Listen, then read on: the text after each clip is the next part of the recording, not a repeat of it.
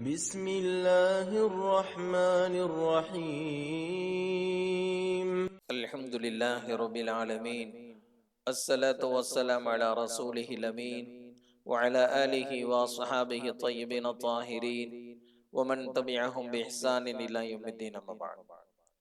وقال الله تعالى في القرآن الكريم: أعوذ بالله من الشيطان الرجيم، بسم الله الرحمن الرحيم، إنك لعلى خلق عظيم. وقال رسول الله صلى الله عليه وسلم: إنما الأعمال بالنيات، صدق الله وصدق رسول الله صلى الله عليه وسلم. பேரன்பும் பெரும் கருணையும் கொடைமிக்க பேருபகாரி அல்லாஹ்விற்கே கோடான கோடி புகழ். நபிகள் நாயகம் முஹம்மது ரசூலுல்லாஹ் ஸல்லல்லாஹு அலைஹி வஸல்லம் அவர்களின் மீதும், அவர்களை பின்பற்றி வாழ்ந்த சகாபாக்கள், தாபிஈன்கள், தபஅ தாபிஈன்கள், உலமாக்கள், ஷுஹதாக்கள், சாலிஹீன்கள், இங்கு அமர்ந்திருக்கிற நம் அனைவரின் மீதும் அல்லாஹ்வின் அன்பும் அருளும் என்றென்றும் நிறைவாக உண்டாவதாக.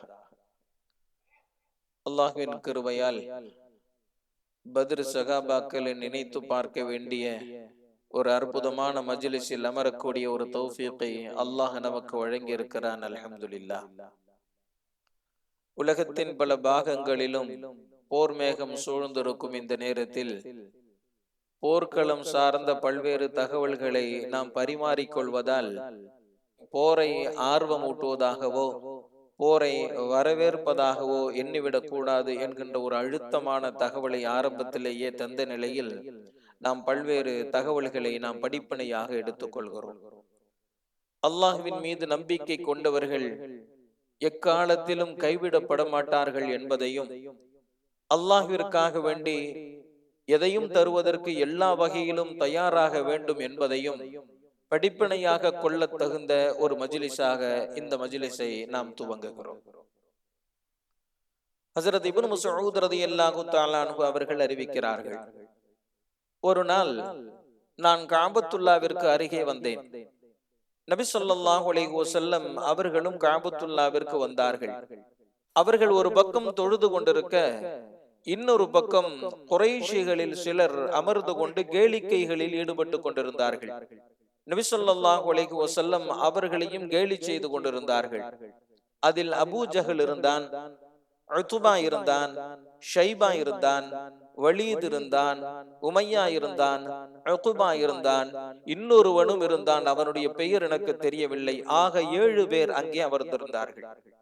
அப்போது அபூ ஜஹல் தன்னோடு இருந்த மற்றவர்களை பார்த்து கேட்டான், இன்னாரின் வீட்டிலே ஒட்டகம் அறுக்கப்பட்டது, அங்கு சென்று ஒட்டகத்தினுடைய குடலை எடுத்து வந்து இதோ இந்த முஹம்மதின் மீது போடக்கூடியவர் யார் என்பதாக கேட்டான். அப்போது அந்த 7 ஒருவரான உக்பா எழுந்தான். நான் அந்த காரியத்தை செய்கிறேன் என்பதாக அங்கே சென்றான். ஒட்டகத்தினுடைய குடலை எடுத்து வந்தான். அப்போது நபி ஸல்லல்லாஹு அலைஹி வஸல்லம் அவர்கள் சஜிதாவில் இருந்தார்கள். அவர்களினுடைய கழுத்திலே போட்டான். பார்த்து கொண்டுதான் இருந்தேன், ஆனால் என்னால் எதுவும் செய்ய முடியவில்லை. ஏனென்றால் நான் குறைஷி குலத்தை சார்ந்தவன் அல்ல. உடனே பதறி போனேன். ஹஸரத் ஃபாத்திமா ரலியல்லாஹு தஆலா அன்ஹு அவர்களை தேடி சென்றேன். அவர்களிடத்திலே செய்தியை சொன்னேன். நபி ஸல்லல்லாஹு அலைஹி வஸல்லம் அவர்கள் தொழுது கொண்டிருக்க, அபூ ஜஹல் இப்படி உசுப்பேற்றி உக்பா குடலை கொண்டு வந்து நபி அவர்களின் முதுகிலே போட்டு விட்டான். என்னால் எதுவும் செய்ய முடியவில்லை என்பதாக பதறினேன். ஹஸரத் ஃபாத்திமா ரலியல்லாஹு தஆலா அன்ஹா அவர்கள் சிறுமியாக இருந்தார்கள். ஓடி வந்தார்கள். நபி ஸல்லல்லாஹு அலைஹி வஸல்லம் அவர்களினுடைய முதுகிலே ஏற்றப்பட்டிருந்த குடலை அப்புறப்படுத்தினார்கள். பிறகு நபி ஸல்லல்லாஹு அலைஹி வஸல்லம் அவர்கள் எழுந்து அமர்ந்து தொழுகையை முடித்து நிறைவு செய்தார்கள். நிறைவு செய்ததற்கு பிறகு நபி ஸல்லல்லாஹு அலைஹி வஸல்லம் அவர்கள் அந்த 7 முன்னால் வந்தார்கள். வந்து சொன்னார்கள், யா அல்லாஹ், இந்த குறைஷிகளை நீ விட்டு விடாதே, இந்த அபூ ஜஹலை நீ விட்டு விடாதே, இந்த உத்பாவை விட்டு விடாதே, இந்த ஷைபாவை விட்டு விடாதே, இந்த வலீதை விட்டு விடாதே, இந்த உமையாவை விட்டு விடாதே, இந்த உத்பாவை விட்டு விடாதே என்பதாக நபி ஸல்லல்லாஹு அலைஹி வஸல்லம் அவர்கள் ஒவ்வொருவரின் பெயரையும் அழைத்து இவர்களை நீ விட்டு விடாதே என்பதாக நபி அவர்கள் சபித்து விட்டு அங்கிருந்து நகர்ந்து சென்றார்கள் என்பதாக ஹஜ்ரத் இப்னு மஸ்ஊத் ரலியல்லாஹு தஆலா அன்ஹு அவர்கள் சொன்னார்கள். இந்த செய்தி பத்ர் போரோடு சம்பந்தப்படுகிற ஒரு செய்தி. எனவே இதை நினைவில் வைத்துக் கொள்ளுங்கள். இன்னொரு குறிப்பு, நபி ஸல்லல்லாஹு அலைஹி வஸல்லம் அவர்களினுடைய பெரிய தந்தையார் ஹஜ்ரத் அப்பாஸ் ரலியல்லாஹு தஆலா அன்ஹு அவர்களினுடைய சகோதரி ஹஜ்ரத் ஆத்திகா ரலியல்லாஹு தஆலா அன்ஹா அவர்கள் ஒரு கனவு காணுகிறார்கள். அந்த கனவிலே ஒருவர் ஹரமுடைய எல்லைக்குள் வருகிறார். ஒட்டகத்தினுடைய மூக்கை அறுத்து அதனுடைய இரத்தத்தை எடுத்து தன்னுடைய சட்டையின் மீது தேய்த்து கொண்டு தன்னுடைய சட்டைகளை கிழித்தவாறு உள்ளே வருகிறார். உள்ளே வந்தவர் அபூ குபைஸ் மலை மீது ஏறி நின்று மக்களை பார்த்து சொல்லுகிறார், துரோகிகளே, இன்று 3 நாட்களில் உங்களுக்கு அல்லாஹ்வினுடைய வேதனை வர இருக்கிறது என்பதாக 3 முறை கூறினார். பிறகு அங்கிருந்து இறங்கி காபாவின் மீது ஏறினார். அங்கிருந்து மக்களை பார்த்து சொன்னார், துரோகிகளே, இன்னும் 3 நாட்களில் அல்லாஹ்வினுடைய வேதனை உங்களுக்கு வர இருக்கிறது என்பதாக சொன்னார். சொன்னதற்கு பிறகு கீழே இறங்கினார். அவருடைய கையிலே ஒரு கல் இருந்தது. அந்த கல் சுக்கு நூறாக சிதறியது. அந்த கல்லில் இருந்த சிதறல்கள் குறைஷிகளினுடைய எல்லோரினுடைய வீட்டிலும் சென்று விழுந்தது என்பதாக ஒரு கனவு காண்கிறார்கள். விழித்ததற்கு பிறகு ஆத்திகா அவர்கள் தன்னுடைய சகோதரரான ஹஜ்ரத் அப்பாஸ் ரலியல்லாஹு தஆலா அன்ஹு அவர்களிடத்திலே இதை சொல்லுகிறார்கள். இதை சொன்னவுடன் ஹஜ்ரத் அப்பாஸ் ரலியல்லாஹு தஆலா அன்ஹு அவர்கள் இதை வேறு யாரிடத்திலும் சொல்ல வேண்டாம், இந்த கனவை பார்த்தால் குறைஷிகளுக்கு ஏதோ ஒரு ஆபத்து வரப்போகிறது என்பது போன்று தெரிகிறது என்பதாக சொன்னார்கள். சொல்லிவிட்டு இவர்கள் வலீத் இப்னு உத்பாவிடத்திலே இந்த செய்தியை சொன்னார்கள். அவன் தன்னுடைய தந்தை உத்பாவிடத்திலே சொன்னான். அவர் தன்னுடைய சகோதரன் ஷைபாவிடத்திலே சொன்னான். பிறகு மக்காவில் பலருக்கும் இந்த செய்தி பரவியது. அபூஜஹலுக்கும் அந்த செய்தி வந்தது. அபூ ஜஹல் ஹஜ்ரத் அப்பாஸ் ரலியல்லாஹு தஆலா அன்ஹு அவர்களை பார்த்து சொன்னான், என்ன அப்பாஸே, இதுவரை உங்களுடைய குடும்பத்தார்களில் ஆண்களுக்கு மட்டும்தான் வஹி வருவதாக சொல்லி கொண்டிருந்தீர், இப்போது பெண்களுக்கும் வஹி வர ஆரம்பித்து விட்டதா என்பதாக கேலி பேசினான். ஹஜ்ரத் அப்பாஸ் ரலியல்லாஹு தஆலா அன்ஹு அவர்களுக்கு கடுமையான கோபம் வந்தது. ஆனால் எதுவும் பேசாமல் தன்னுடைய வீட்டிற்கு வந்தார்கள்.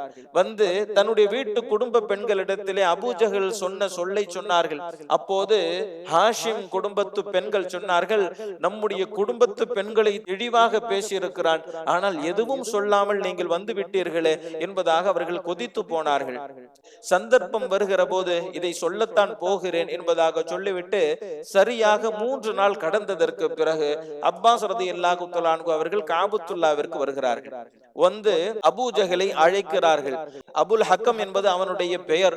எனவே அபுல் ஹக்கம் என்பதாகவே ஹஜ்ரத் அப்பாஸ் ரலியல்லாஹு தஆலா அன்ஹு அவர்கள் சப்தமிட்டு 3 முறை அழைக்கிறார்கள். ஹஜ்ரத் அப்பாஸ் ரலியல்லாஹு தஆலா அன்ஹு அவர்கள் அழைப்பது அபூ ஜஹலினுடைய காதுகளில் விழுந்தாலும் கூட அவன் அதை ஏளனம் செய்யக்கூடியவனாக அதற்கு பதிலளிக்கவில்லை. அவன் எழுந்து வந்து பேசுவதற்குள் லம்லமில் கிஃபாரி என்கின்ற ஒருவர் வந்தார். ஒட்டகத்தோடு வந்தார். அந்த ஒட்டகத்தினுடைய மூக்கு அறுபட்டு இருந்தது. அதனுடைய ரத்தங்களை தன்னுடைய சட்டையின் மீது தேய்த்து கொண்டு தன்னுடைய சட்டையை கிழித்தவாறு அவர் வந்தார். பொதுவாகவே அரபுகளிடத்திலே ஒரு பழக்கம் இருந்தது. ஒரு ஆபத்தான செய்தியை சொல்லுவதாக இருந்தால் ஒட்டகத்தினுடைய மூக்கை அறுத்து அதனுடைய ரத்தங்களை தன்னுடைய சட்டையின் மீது தேய்த்து தன்னுடைய சட்டையை கிழித்து கொண்டு ஆபத்தினுடைய அறிகுறியாக சப்தம் போடுவார்கள். அந்த அடிப்படையில் லம்லமில் கிஃபாரி என்பவன் சப்தம் இடுகிறான். ஒரு ஆபத்து வந்துவிட்டது, ஒரு ஆபத்து வந்துவிட்டது. முஹம்மதும் அவர்களுடைய தோழர்களும் வியாபாரம் சென்றிருந்த நம்முடைய கூட்டத்தார்களை வழிமறித்து விட்டார்கள். எனவே அவர்களை பாதுகாப்பதற்காக வேண்டி அனைவரும் கிளம்புங்கள் என்பதாக லம்லமில் கிஃபாரி என்பவன் சப்தம் போடுகிறான். அப்பாஸ் ரலியல்லாஹு தஆலா அன்ஹு அவர்கள் அழைத்து அபூ ஜஹல் வந்து பேசுவதற்குள் லம்லமில் கிஃபாரி சப்தமிட்ட காரணத்தினால் இவர்கள் தொடர்ந்து எதுவும் பேசவில்லை. அபூ ஜஹலுக்கு வந்ததே சந்தோஷம். இது அற்புதமான சந்தர்ப்பம் அல்லவா? முஹம்மதை கொல்வதற்கும் அவர்களை ஏற்றுக்கொண்டவர்களை தீர்த்து கட்டுவதற்கும் இதைவிட அற்புதமான சந்தர்ப்பம் கிடைக்காதே என்று சொல்லி அங்கு இருக்கக்கூடியவர்களை எல்லாம் உசுப்பேற்றினான். படைக்கு கிளம்புமாறு அவர்களை ஆர்வமூட்டினான். இது 2வது செய்தி. பொதுவாக ஒரு விஷயத்தை நாம் பார்க்கிறோம். நபிமார்களில் யாருமே போரை விரும்பக்கூடியவர்கள் அல்ல. நபி ஸல்லல்லாஹு அலைஹி வஸல்லம் அவர்களும் போரை விரும்பக்கூடியவர்கள் அல்ல. அவர்கள் சொன்னார்கள், எதிரியை போர்க்களத்தில் சந்திக்க வேண்டும் என்று யாரும் ஆசைப்பட வேண்டாம், போர் இல்லாமலேயே ஆஃபியத்தை அல்லாஹ்விடத்திலே கேளுங்கள் என்பதாக நபி ஸல்லல்லாஹு அலைஹி வஸல்லம் அவர்கள் சொன்னார்கள்.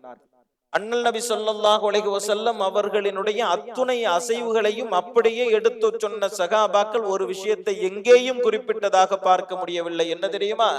நபி ஸல்லல்லாஹு அலைஹி வஸல்லம் அவர்களின் கரத்தால் ஒருவர் வெட்டுப்பட்டதாகவோ கொல்லப்பட்டதாகவோ ஒரு செய்தியும் இல்லை என்று சொன்னால், அருளாக வந்தவர்கள் நபி ஸல்லல்லாஹு அலைஹி வஸல்லம் அவர்களின் கரத்தால் ஒருவர் காயம் பட்டார் என்று கிடையாது. அபூ சுஃபியானின் தலைமையில் சிரியாவில் இருந்து வந்த அந்த படை இருக்கிறது.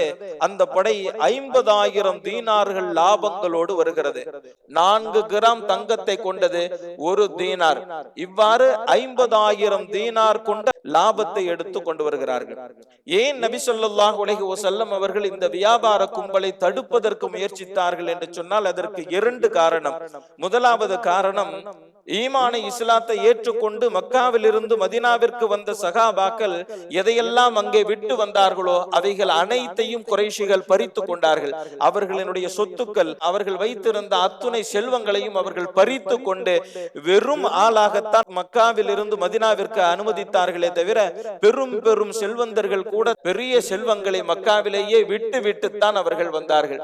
ஆனால் இங்கே இவர்கள் சாப்பிடுவதற்கு கூட வழி இல்லாமல் வறுமை கோடுகளோடு வாழ்ந்து கொண்டிருக்கிறார்கள். இந்த வியாபார கும்பல் பெற்றிருக்கக்கூடிய லாபம் என்பது இவர்களிடத்தில் இருந்து அபகரித்த பொருளால் கிடைத்த செல்வங்கள் தான். எனவே அதை மீட்டு அதை விட்டு வந்த ஏழை சகாபாக்களுக்கு பங்கிட்டு தர வேண்டும் என்பது நபி ஸல்லல்லாஹு அலைஹி வஸல்லம் அவர்களினுடைய முதலாவது நோக்கம். இரண்டாவது நோக்கம், இந்த வியாபார லாபங்களை கொண்டு நபி ஸல்லல்லாஹு அலைஹி வஸல்லம் அவர்களையும் அவர்களை ஏற்றுக்கொண்டவர்களையும் தோற்கடிக்க வேண்டும் என்கின்ற ஒரு திட்டமும் அவர்களிடத்தில் இருந்ததாகவும் ஒரு தகவல். இந்த இரண்டையும் சீர் செய்வதற்காக வேண்டி நபி ஸல்லல்லாஹு அலைஹி வஸல்லம் அவர்களை மடக்க வேண்டும் என்கின்ற எண்ணத்திலே 313 சகாபாக்களோடு கிளம்புகிறார்கள். போர் செய்ய வேண்டும் என்கின்ற திட்டம் இல்லாத காரணத்தினால் 2 குதிரைகளும் 8 ஒட்டகங்களும் தான் அவர்களிடத்தில் இருந்தது. போதுமான வாட்கள் கூட கிடையாது. அவர்கள் அத்துணை பேரும் விவசாயிகள். பேரித்தம் மரத்தை விதைத்து அதில் அறுவடை செய்து வாழ்க்கை ஓட்டியவர்களை தவிர அவர்கள் யாருமே போர் பயிற்சி பெற்றவர்கள் கிடையாது. நபி ஸல்லல்லாஹு அலைஹி வஸல்லம் அவர்கள் ஒரு சாதாரண வியாபார கும்பல் தானே என்கின்ற அடிப்படையில் அவர்களை அழைத்து வந்தார்கள். வந்து ஒரு இடத்திலே தங்கி இருக்கிறார்கள்.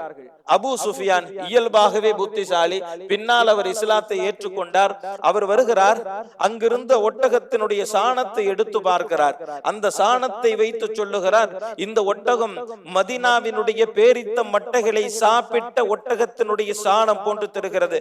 எனவே மதீனாவை சார்ந்த ஒருவர் இங்கு வந்திருக்க வேண்டும், நம்மை உளவு பார்ப்பதாக கூட இருக்கலாம் என்பதாக சமயோஜிதமாக முடிவு செய்து வேறு பாதையில் அவர் தப்பி சென்று விட்டார்.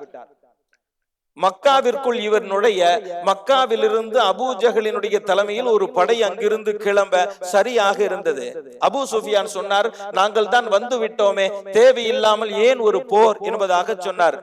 உமையா அவன் சொன்னான், நாம் ஏன் போருக்கு போக வேண்டும், நாம் இங்கேயே தங்கி விடலாம் என்பதாக சொன்னான். அவன் இவ்வாறு சொன்னதற்கு ஒரு காரணம் இருக்கிறது. அவன் தான் ஹஜ்ரத் பிலால் ரலியல்லாஹு தஆலா அன்ஹு அவர்களினுடைய எஜமானனாக இருந்தான். ஹஜ்ரத் பிலால் ரலியல்லாஹு தஆலா அன்ஹு அவர்கள் ஈமானை ஏற்றதற்கு சொல்லன்னா துயரம் கொடுத்த கொடும் பாவியாக இருந்தவன் உமையா. அவனிடத்தில் ஹஜ்ரத் பிலால் ரலியல்லாஹு தஆலா அன்ஹு அவர்கள் ஏற்கனவே சொல்லி இருந்தார்கள், உன்னை நாங்கள் தான் கொள்வோம் என்பதாக நபி அவர்கள் சொல்லி இருந்தார்கள்.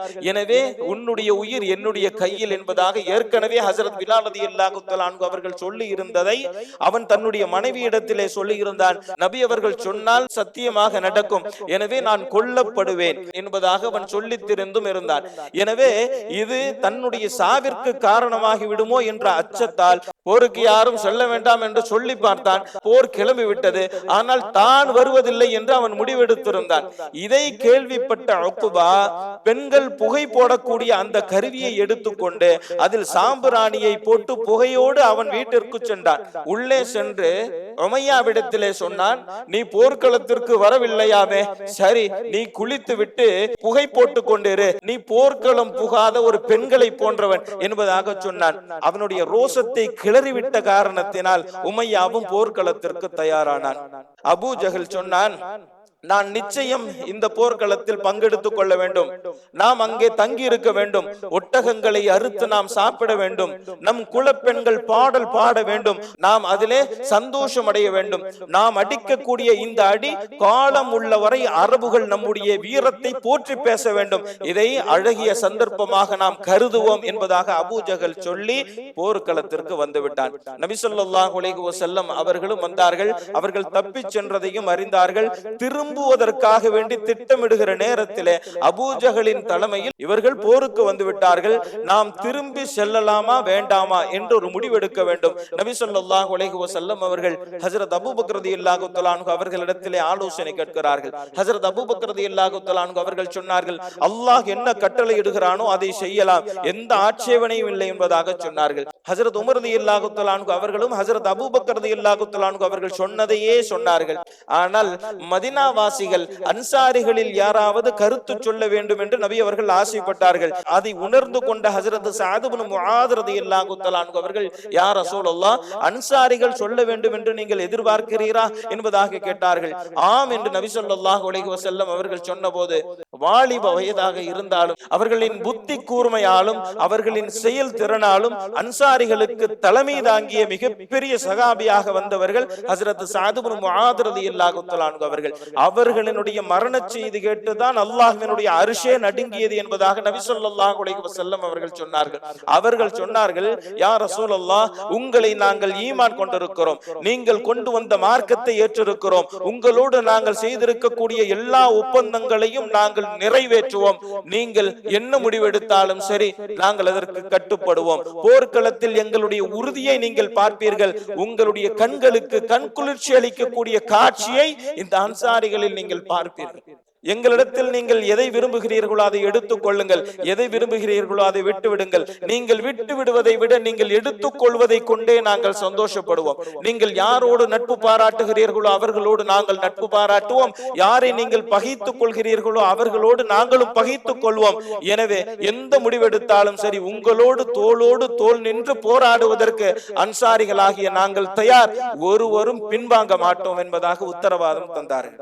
நபி ஸல்லல்லாஹு அலைஹி வஸல்லம் அவர்கள் ஹஜ்ரத் சஅத் இப்னு முஆத் ரலியல்லாஹு தஆலா அன்ஹு அவர்களினுடைய இந்த வார்த்தையை கேட்டதற்கு பிறகுதான் போர் செய்வது என்று முடிவு செய்தார்கள். அடுத்த நாள் விடிந்தால் போர். முதல் நாள் இரவு நபி ஸல்லல்லாஹு அலைஹி வஸல்லம் அவர்கள் கூடாரத்தில் அல்லாஹ்விடத்திலே கையேந்தி துஆ செய்கிறார்கள். சஜிதா செய்து அழுது அழுது முஸல்லாவே நனைந்து விட்டது. தன்னுடைய தாடி நனைய அல்லாஹ்விடத்திலே கேட்டார்கள், யா அல்லாஹ், இந்த சிறு கூட்டத்திற்கு நீ வெற்றி தரவில்லை என்றால் உன்னை சஜிதா செய்வதற்கு பூமியில் யாரும் இருக்க மாட்டார்கள், எனவே வெற்றி தந்தாக வேண்டும் என்பதாக அல்லாஹ்விடத்திலே கதறினார்கள். பொறுமையோடு போரிடுங்கள், உங்களுக்கு மலக்குமார்களை அனுப்பி உங்களுக்கு உதவி செய்கிறோம் என்பதாக அல்லாஹ்வும் உத்தரவு தந்தான். அடுத்த நாள் விடிந்தது.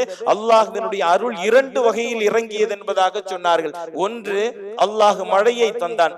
முஸ்லிம்கள் தங்கி இருந்த இடம் கொஞ்சம் மேட்டு பகுதி, எதிரிகள் தங்கி இருந்த இடம் கொஞ்சம் பள்ளமாக இருந்தது. மழை பெய்த காரணத்தினால் முஸ்லிம்களுக்கு அந்த சூழலே சாதகமாக மாறி போனது. இரண்டாவது, அல்லாஹ் ஒரு உறக்கத்தை தந்தான். போர்க்களத்தில் உறக்கம் என்பது அல்லாஹ்வின் புறத்தில் இருந்து தரப்படுவது, தொழுகையில் உறக்கம் என்பது ஷைத்தானின் புறத்தில் இருந்து தரப்படுவது என்பதாக ஹஜ்ரத் இப்னு மஸ்ஊத் ரலியல்லாஹு தஆலா அன்ஹு அவர்கள் சொன்னார்கள். போர்க்களத்தில் தூக்கமா? ஆம், அந்த தூக்கத்தின் மூலமாக முஸ்லிம்களுக்கு நிம்மதியை அல்லாஹ் தந்தான். நபி ஸல்லல்லாஹு அலைஹி வஸல்லம் அவர்கள் போர்க்களத்திற்கு யார் யாரெல்லாம் வந்திருக்கிறார்கள் என்பதாக கேட்டார்கள். அபூ ஜஹல் வந்திருக்கிறான், உத்பா வந்திருக்கிறான், ஷைபா வந்திருக்கிறான், வலீத் வந்திருக்கிறான், உக்பா வந்திருக்கிறான், உமையா வந்திருக்கிறான் என்று சொல்லப்பட்ட போது இவர்கள் முடிந்தால் மொத்தமும் முடிந்தது என்கின்ற பொருளில் நபி ஸல்லல்லாஹு அலைஹி வஸல்லம் அவர்கள் சொன்னார்கள், மக்கா தன்னுடைய ஈரக் கொலையையே கொண்டு வந்து விட்டது என்பதாக நபி ஸல்லல்லாஹு அலைஹி வஸல்லம் அவர்கள் சொன்னார்கள். மேலும் அந்த பகுதியில் இருந்து வந்த ஒரு ஆட்டிடையிடத்தில் எத்துணை பேர் வந்திருக்கிறார்கள் என்பதாக நபி அவர்கள் கேட்டார்கள். எத்துணை பேர் என்று எனக்கு தெரியவில்லை என்பதாக அந்த ஆட்டிடையன் கூறினான். எத்துணை ஒட்டகத்தை அவர்கள் சாப்பிடுவதற்காக அறுக்கிறார்கள் என்பதாக கேட்டார்கள். 9 ஒட்டகங்கள் சாப்பிடுவதற்காக அறுக்கப்பட்டது என்பதாக அந்த ஆட்டிடையன் கூறினான். நபி ஸல்லல்லாஹு அலைஹி வஸல்லம் அவர்கள் சொன்னார்கள், அப்படி என்றால் அவர்கள் 1000 பேர் வந்திருக்கிறார்கள் என்பதாக சொன்னார்கள். தன்னிடத்தில் எத்துணை பேர் இருக்கிறார்கள் என்று என்ன சொன்னார்கள்? எண்ணி 313 பேர் என்று சொல்லப்பட்ட சொல்லப்பட்டது. நபி ஸல்லல்லாஹு அலைஹி வஸல்லம் அவர்கள் சிரித்தார்கள். ஏன் என்று விளக்கம் கேட்டபோது சொன்னார்கள், பனு இஸ்ரவேலர்களில் தாலூத் என்ற ஒரு அரசன் இருந்தார். அந்த அரசனிடத்திலே வீரர்களாக இருந்தவர்களின் எண்ணிக்கை 313 பேர். அவர்களுக்கு அல்லாஹ் வெற்றியை தந்தான். அதுபோன்று அதே எண்ணிக்கை கொண்டிருக்கக்கூடிய 313 பேருக்கு நிச்சயம் அல்லாஹ் வெற்றியை தருவான் என்பதாக நபி ஸல்லல்லாஹு அலைஹி வஸல்லம் அவர்கள் சொன்னார்கள். போர் மூண்டது. மிகப்பெரிய இமாலய வெற்றியை அல்லாஹ் ஜல்ல ஷானஹு தஆலா கொடுத்தார். போர் மூழ்வதற்கு ஆரம்பிக்கப்படுகிற நேரத்திலே தனித்தனியாக சண்டையிடுவார்கள். பிறகுதான் அவர்கள் கூட்டமாக போரிடுவார்கள். தனித்தனியாக சண்டை ஓடுகிற போது குறைஷி பகுதியில் இருந்து உத்பா, ஷைபா, வலீத் 3 பேர் வந்தாங்க. இங்கிருந்து 3 பேரை நபி ஸல்லல்லாஹு அலைஹி வஸல்லம் அவர்கள் அனுப்பினார்கள். அவர்கள் சொன்னார்கள், எங்களோடு போரிடுவதற்கு அன்சாரிகளுக்கு தகுதி இல்லை, குறைஷிகளில் இருந்தே அனுப்புங்கள் என்பதாக சொன்னார்கள். எனவே நபி ஸல்லல்லாஹு அலைஹி வஸல்லம் அவர்கள் ஹஜ்ரத் ஹம்ஸா ரலியல்லாஹு தஆலா அன்ஹு அவர்கள், ஹஜ்ரத் அலி ரலியல்லாஹு தஆலா அன்ஹு அவர்கள், ஹஜ்ரத் உபைதா ரலியல்லாஹு தஆலா அன்ஹு அவர்கள் 3 பேரை அனுப்பினார்கள். இந்த 3 பேரும் அந்த 3 பேரை கொன்றார்கள். 3 பேரின் கதை முடிந்தது. 4வது உமையா, ஹஜ்ரத் பிலால் ரலியல்லாஹு தஆலா அன்ஹு அவர்களே தன்னை கொடுமைப்படுத்திய எஜமானனை முடித்து விட்டார்கள். 4 கதை முடிந்தது. 5வது அபூ ஜஹல், அவனை 2 வாலிபர்கள் முடித்து விட்டார்கள். 6வது நபி ஸல்லல்லாஹு அலைஹி வஸல்லம் அவர்களுடைய முதுகிலே குடலை போட்ட கொடும் பாவி, அவனை கைது செய்து கொண்டு சென்றார்கள். போகிற வழியிலேயே அவனையும் கொண்டு விட்டார்கள். இந்த 5 பேரையும் அந்த பத்ர் என்னும் கிணற்றிலேயே போட்டுவிட்டு அவர்களை பார்த்து நபி ஸல்லல்லாஹு அலைஹி வஸல்லம் அவர்கள் பேசினார்கள். அல்லாஹ் உங்களுக்கு எதை வாக்களித்தானோ அதை நீங்கள் கண்டு கொண்டீர்களா? அல்லாஹ் எங்களுக்கு எதை வாக்களித்தானோ அதை நாங்கள் கண்டு கொண்டோம் என்று சொன்னபோது ஹஜ்ரத் உமர் ரலியல்லாஹு தஆலா அன்ஹு அவர்கள் கேட்டார்கள், அவர்களிடத்திலே பேசுகிறீர்களா யா ரசூலல்லாஹ்? கேட்குமா அவர்களுக்கு என்பதாக கேட்டபோது, உங்களுக்கு கேட்பதை விட அவர்களுக்கு நன்கு கேட்கும் என்பதாக நபி ஸல்லல்லாஹு அலைஹி வஸல்லம் அவர்கள் சொன்னார்கள். மிகப்பெரிய வெற்றியை தந்தார். குடலை தூக்கி போட்டார்கள் அல்லவா? நபி ஸல்லல்லாஹு அலைஹி வஸல்லம் அவர்களினுடைய சாபத்தை அல்லாஹ் இங்கே சரி கட்டி விட்டான். ஒருவன் மட்டும் மிஞ்சினான், பிறகு அவனும் கொல்லப்பட்டான் என்பது வரலாறு. சகாபாக்கள் சொன்னார்கள், அல்லாஹ் ஜல்ல ஷானஹு தஆலா மலக்குமார்களை கொண்டு எங்களுக்கு உதவி செய்தான். யார் யாரெல்லாம் மூக்கு அறுபட்டு சாட்டையால் அடிக்கப்பட்டு கொல்லப்பட்டு கிடந்தார்களோ அவர்கள் யாரையும் நாங்கள் மூக்கில் வெட்டவில்லை, சாட்டையால் அடிக்கவில்லை. அவர்கள் அத்துணை பேருமே மலக்குமார்களால் கொல்லப்பட்டவர்கள் என்பதாக சகாபாக்கள் சொன்னார்கள். நபி ஸல்லல்லாஹு அலைஹி வஸல்லம் அவர்களுடைய வலப்பக்கத்திலே ஹஜ்ரத் ஜிப்ரீல் அலைஹிஸ்ஸலாம் அவர்களுடைய தலைமையில் 1000 பேரையும், நபி ஸல்லல்லாஹு அலைஹி வஸல்லம் அவர்களுடைய இடது புறத்திலே ஹஜ்ரத் மீகாயில் அலைஹிஸ்ஸலாம் அவர்களுடைய தலைமையில் 1000 மலக்குமார்களையும் அல்லாஹ் அனுப்பி மிகப்பெரிய வெற்றியை அல்லாஹ் ஜல்ல ஷானஹு தஆலா இந்த பத்ர் போரிலே வழங்கினார். ஹஜ்ரத் ஜிப்ரீல் அலைஹிஸ்ஸலாம் அவங்க நபி ஸல்லல்லாஹு அலைஹி வஸல்லம் அவர்களிடத்திலே சொன்னார்கள், உங்களுடைய உம்மத்துகளில் எப்படி இந்த பத்ர் சகாபாக்களுக்கு சிறப்பு இருக்கிறதோ அதே போன்று மலக்குமார்களில் பத்ர் போரில் கலந்து கொண்ட அந்த 2000 மலக்குமார்களுக்கு சிறப்பு இருக்கிறது என்பதாக நபி ஸல்லல்லாஹு அலைஹி வஸல்லம் அவர்களிடத்திலே ஹஜ்ரத் ஜிப்ரீல் அலைஹிஸ்ஸலாம் அவர்கள் சொன்னார்கள்.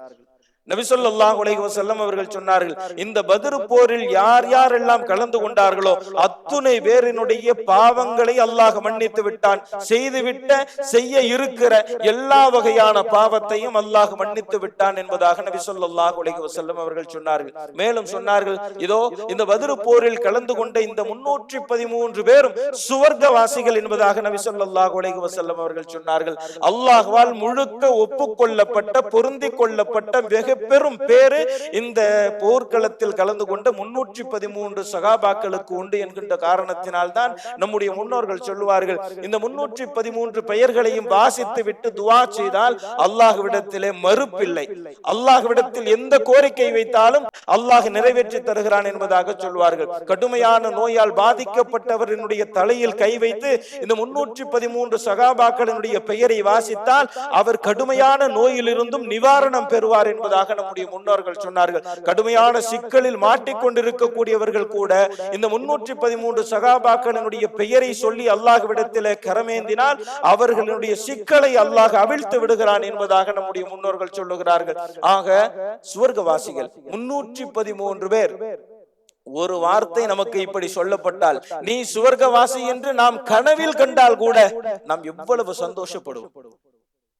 அப்படிப்பட்ட ஒரு வார்த்தையை நபி ஸல்லல்லாஹு அலைஹி வஸல்லம் அவர்களினுடைய வாயால் பெற்றவர்கள் என்று சொன்னால் அவர்கள் எவ்வளவு சிறப்பிற்குரியவர்களாக இருக்க வேண்டும்.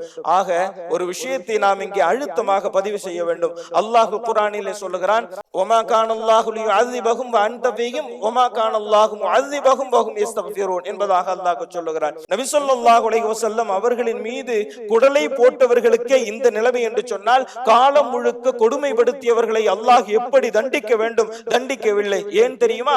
அல்லாஹ் சொல்லுகிறான், வமா கானல்லாஹு லியுஅஸிபஹும் வ அன்த ஃபீஹிம் வமா கானல்லாஹு முஅஸிபஹும் வ ஹும் யஸ்தக்ஃபிரூன். நீங்கள் அவர்களோடு இருக்கிற போது அவர்களை அல்லாஹ் வேதனை செய்வதில்லை என்பதாக சொல்லுகிறார். நபி ஸல்லல்லாஹு அலைஹி வஸல்லம் அவர்கள் மக்காவில் இருக்கிற காரணத்தினால் அந்த குறைஷிகள் தண்டிக்கப்படவில்லை, அவர்கள் வேதனை செய்யப்படவில்லை என்றால் நம்முடைய கல்விலே நபி ஸல்லல்லாஹு அலைஹி வஸல்லம் அவர்களை நாம் ஏற்றுவிட்டோம் என்று சொன்னால் நமக்கு நரகம் இல்லை. அல்லாஹ் இரண்டு சாராரை தண்டிப்பதில்லை. முதலாவது சாரார் அல்லாஹ்விடத்திலே செய்த பாவங்களுக்கு இஸ்திக்பார் செய்யக்கூடியவர்கள். இரண்டாவது சாரார் நபி ஸல்லல்லாஹு அலைஹி வஸல்லம் அவர்களோடு ஒன்றி போனவர்கள். நபி அவர்களை தன்னுடைய இதயத்தில் ஏந்தி விட்டால் நமக்கு நரகம் இல்லை. ஏன்? அல்லாஹ் சொல்லுகிறான், வமா கானல்லாஹு லியுஅஸிபஹும் வ அன்த ஃபீஹிம் வமா கானல்லாஹு முஅஸிபஹும் வ ஹும் யஸ்தக்ஃபிரூன் என்பதாக அல்லாஹ் சொல்லுகிறான். ஆக நபி ஸல்லல்லாஹு அலைஹி வஸல்லம் அவர்களின் மீது நாம் வைக்கக்கூடிய பாசமும் நேசமும் நம்முடைய சொர்க்கத்தை உறுதிப்படுத்தும். நபி ஸல்லல்லாஹு அலைஹி வஸல்லம் அவர்களின் விஷயத்தில் நாம் காட்டக்கூடிய அலட்சியமும் தூரமும் நரகத்தை நமக்கு காரணமாக்கிவிடும் என்பதை நாம் அழுத்தமான ஒரு படிப்பினையாக இன்றைய தினத்திலே நாம் கொள்ள வேண்டும். அல்லாஹு ஜல்ல ஷானஹு வ தஆலா முதல் வெற்றியை பெற்று தந்த அந்த பத்ர் சஹாபாக்களை நினைத்து பார்க்கக்கூடிய அற்புதமான ஒரு சந்தர்ப்பத்தை நமக்கு வழங்கி இருக்கிறார். அதுவும் ரமலானுடைய மாதத்திலே இருக்கிற காரணத்தினால் இவ்வளவு பேர் நாம் நினைத்து பார்க்கக்கூடிய ஒரு சூழல் ஏற்பட்டிருக்கிறது. அல்லாஹு ஜல்ல ஷானஹு வ தஆலா தொடர்ந்து நமக்கு வெற்றியை தந்தருள்வானாக. ஈமானோடும் இஸ்லாத்தோடும் வாழ்வதற்குண்டான சூழலை அல்லாஹ் நமக்கு ஏற்படுத்தி தந்தருள்வானாக. வ ஆகிர் தஅவானா அல்ஹம்துலில்லாஹி ரப்பில் ஆலமீன். அஸ்ஸலாமு அலைக்கும் வ ரஹ்மத்துல்லாஹி வ பரகாத்துஹு. ஹபீபல்லாஹ் ரசூலல்லாஹ் இமாமல் முர்சலீன். ஹபீபல்லாஹ்